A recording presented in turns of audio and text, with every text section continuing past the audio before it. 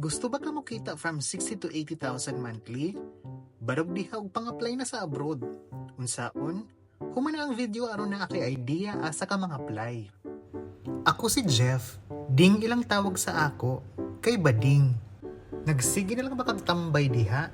Or naitrabaho pero gamay rag sweldo. Hala sige pamina kung giunsa nako pag-anihin diri sa laing nasod.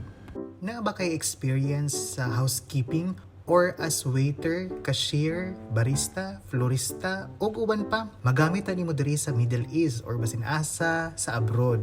Kung wala kay experience, halaan to sa TESDA o pag-inquire sa ilang mga programa o mga kurso nga ilang gi-offer aron makatuon ka.